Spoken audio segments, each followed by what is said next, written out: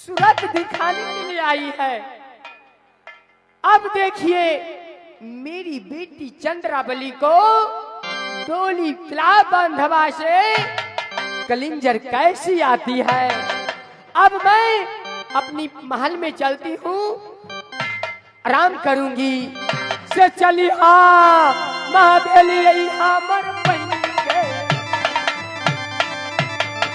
अपना यही महला में नहीं, अपना यही महल में ये कोई ना या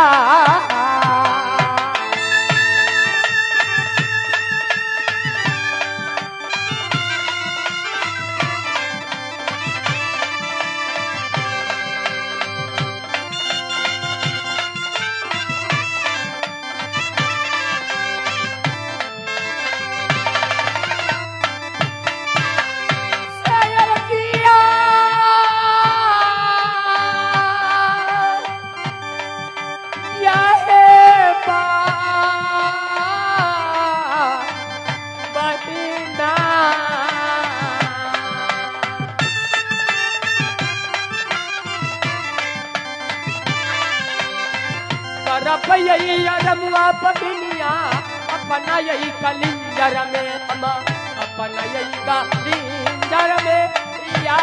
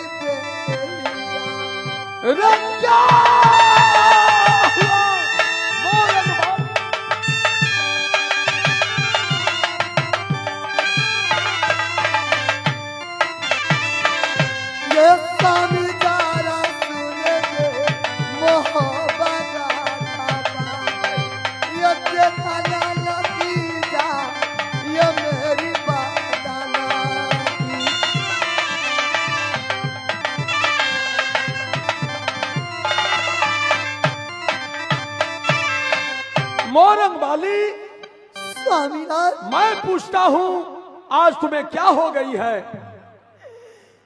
मैं कुछ नहीं कहूंगी। क्यों? मौसी जी आशीर्वाद नहीं दिया? नहीं स्वामीनाथ, आप पहले वचन करिए मेरी साथ। हाँ, इसके बाद मैं सारी कहानी सुनाऊंगी। क्या मैं तुम्हारी साथ वचन करूं? हाँ स्वामीनाथ। ये तो समझ में नहीं आ रहा। मैं पूछता हूं आज क्या कारण है? मौसी जी तुम्हें कुछ कह दिया है? नहीं स्वामीनाथ, जब तक आप न वचन करिएगा मैं कुछ नहीं कहूंगी। तो लो, तुम्हारी कारण उदल जब मोछ मुड़ाकर दार ही मुड़ाकर रंडी का भेष बनाया, तो तुम्हारी कारण मैं वचन क्यों नहीं करूंगा? तो चांद डरे सूरज डरे यदि करे जगत व्यवहार। चांद ठरे सूरज ठरे करे जगत व्यवहार। सत्य वचन यह कल का यदि करे न सत्य विचार।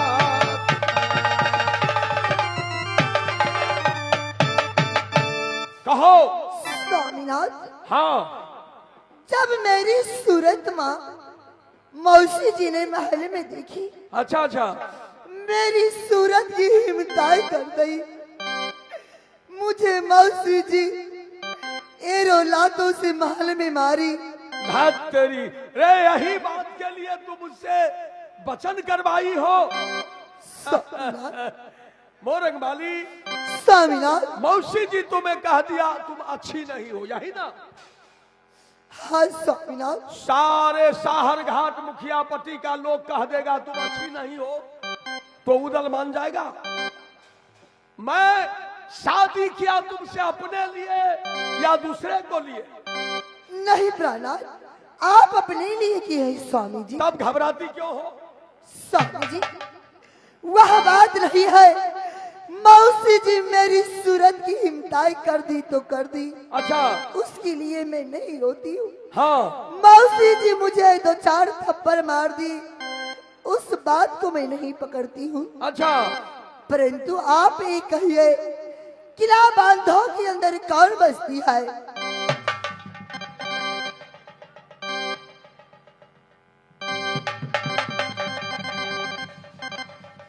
स्वामीनाथ, आप ये कहिए, किला बांधो के अंदर कौन बसती है?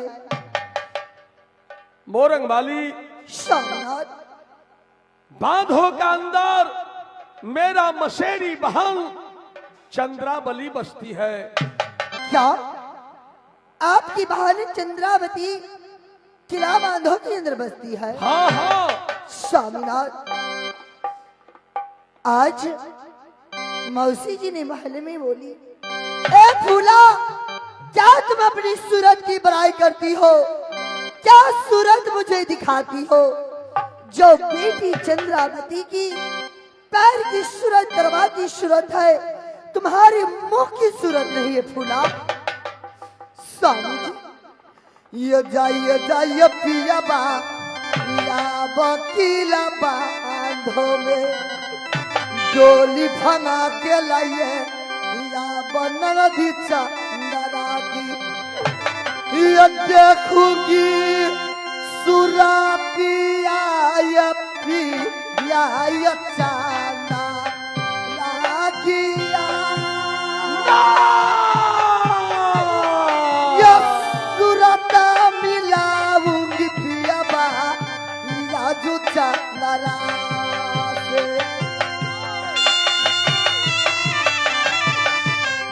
भूल जाओ, मैं कहता हूँ चंद्रावली को भूल जाओ। या पिया बा,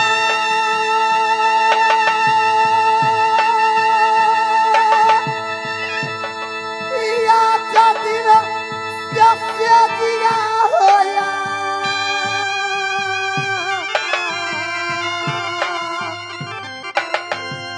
सस्य दिया के नाता रहेगी भाई बहिया।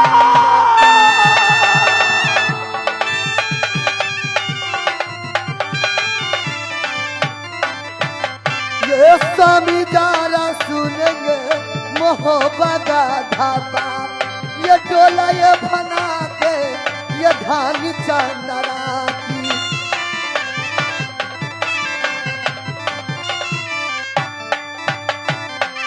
स्वामी जी,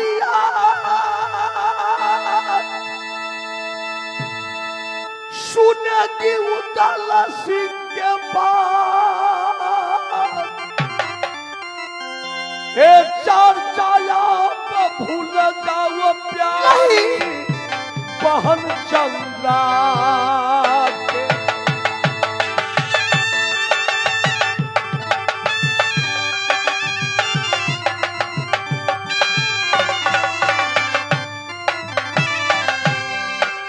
चलो चलो कन्या जाऊंगी।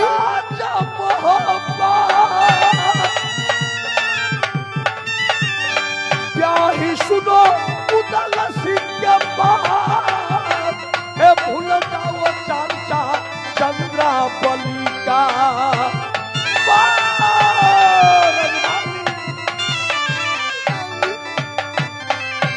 स्वामीनाथ, अगर आप नहीं जाइएगा किला बांध दो।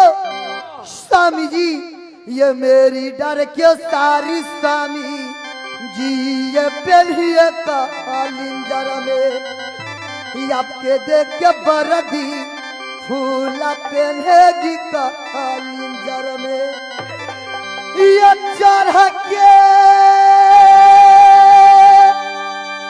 जाएगी या फूला बाधोए गाधरा,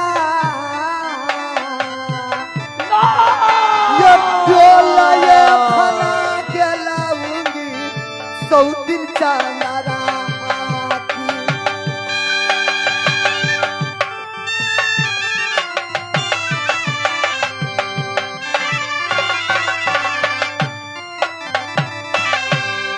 पिया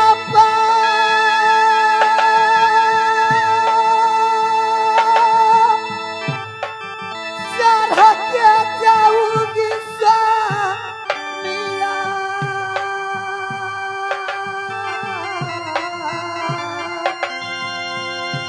ये चल के जाएगी ये फूलबा गिलबा धोने।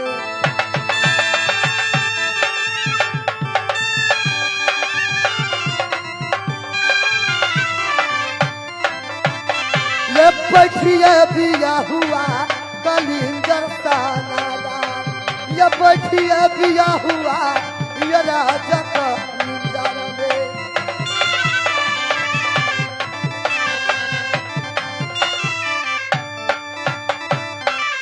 आगिनिया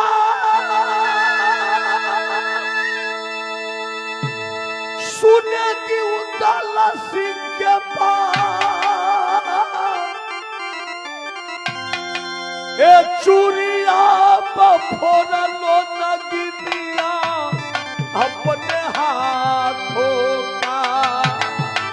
ए आप क्या कर रही दाना?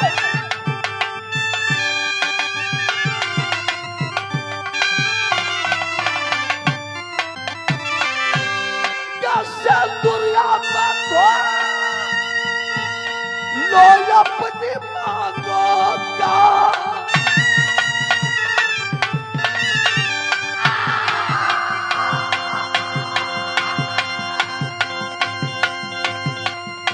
नागिन सुनो उदल सिंह के पास, कि मर गया स्वामी तेरा नगर मोहबा।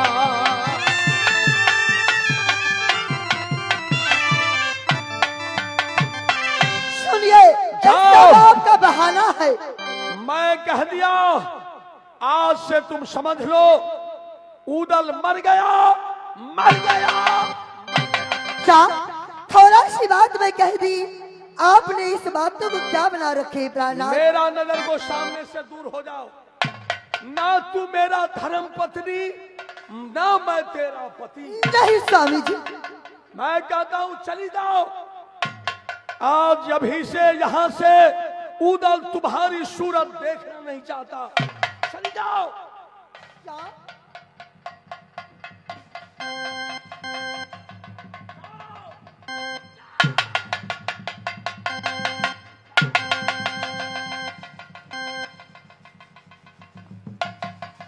बहादुर, बहादुर,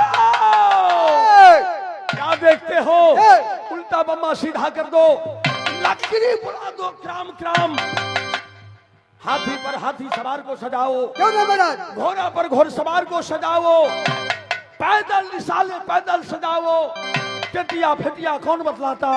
ढिल फोर बारे सारे नर बेला रे साजो लश्कर किला कलिंजर।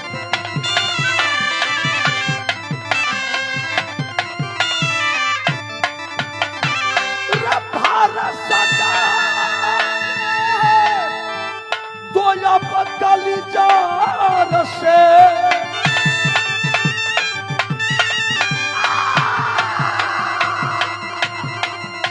भाई सुनो उदल सिंह के बाद रे चलो बहादुर तू अब बाधवान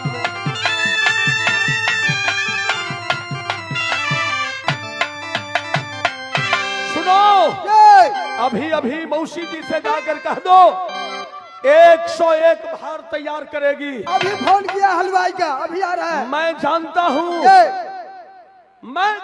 हूं सूरजा को भय से आज तक चंद्रावली का चौठारी का भार नहीं गया है। नहीं गया महाराज, कभी नहीं।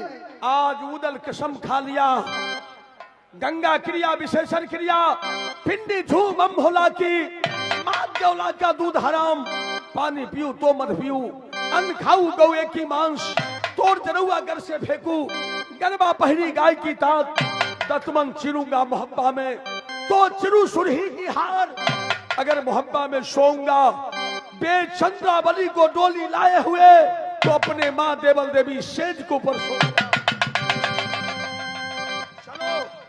चलो महाराज 101 भार तैयार कर लो, उदल को 7 नगर बांधो। चलो ठीक है, चलिए। चलो बहादुर उदल के साथ ये जाएगा उदल।